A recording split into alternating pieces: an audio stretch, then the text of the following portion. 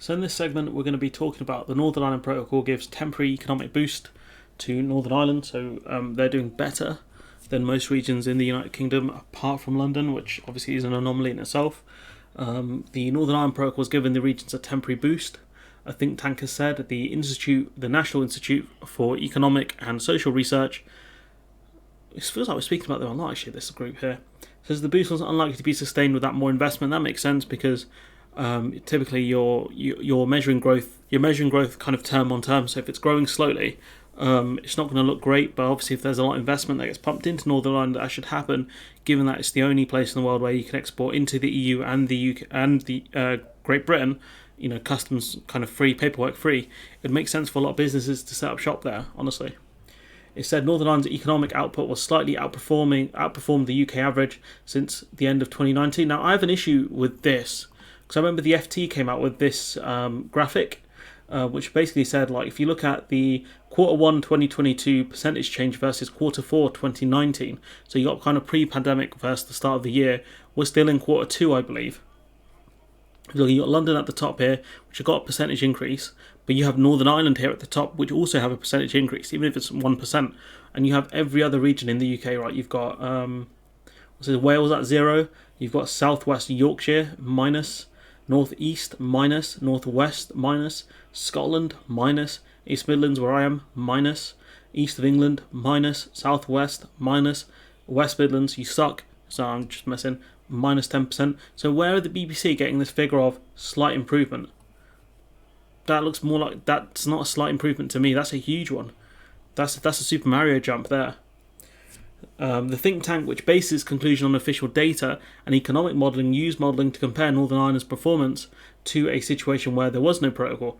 It said that this suggests the protocol has helped the region attain a comparatively respectable growth profile, doing better than Scotland and Wales. And again, I'll go back to the numbers.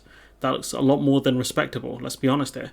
It is measuring one quarter versus another, but I don't know what numbers the group are actually using. The modelling suggests that without the protocol, Northern Ireland would have achieved lower growth than the rest of the UK temporarily, but then converged in the long run to the UK average. I don't think that's actually true, because I think Northern Ireland, if there was no Northern Ireland protocol, where would you put that border? That's the question, and you've got to factor that into your modelling. Northern Ireland is incredibly dependent on Ireland for things like processing of dairy, of agri-foods, effectively, and the two have a symbiotic relationship. But one is very reliant on the other for processing. Turning kind of raw milk into things that are sellable, which is important. That's an important step in it. So I don't know if the whoever did the modelling here factored that in. Post-pandemic growth in London is almost 4 times that of Northern Ireland. Is it though? What numbers? Again, the BBC are being not the most transparent here. What numbers are you using?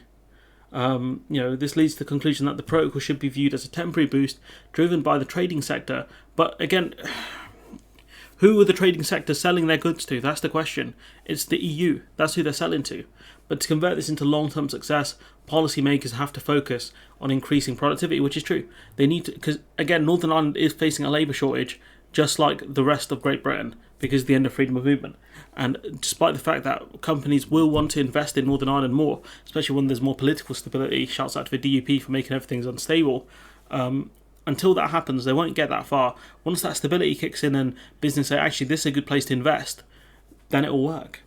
Dr. Andrew McCormick said the legislation, about the Northern Ireland Protocol bill was internally contradictory in that it adopts a one-sided analysis of the Good Friday Agreement, while arguing that is needed to uphold the agreement, which, I can't say it better than that. It is a one-sided analysis. The UK saying on our own that we are the guardians of the Good Friday Agreement, no one else. You all suck. We're the ones who know what we're doing here. You guys get out. Effectively that's the stance we've taken, even to the guarantors of the Good Friday Agreement as well. McCormick also said that any application of Brexit disturbs the delicate balance established following the 1998 agreement, which is also true. Northern Ireland has not been at peace for that long, and it wouldn't take much to kick it off, and that's what we're seeing here. That's what Brexit has done. It's effectively triggered the unionists, and they're very upset. And despite the fact that they refuse to move to the union because they want to be special and have dress up in orange and have that weird fire thing, they refuse to move to the union they claim they love so much. If Ireland does unite, genuinely insane. These people, love playing dress up. There's some crazy people outside. But yeah, anyways, let me know what you think in the comments below. Like, comment, share, subscribe, and remember, this is a small amount of growth that is far comparative to this.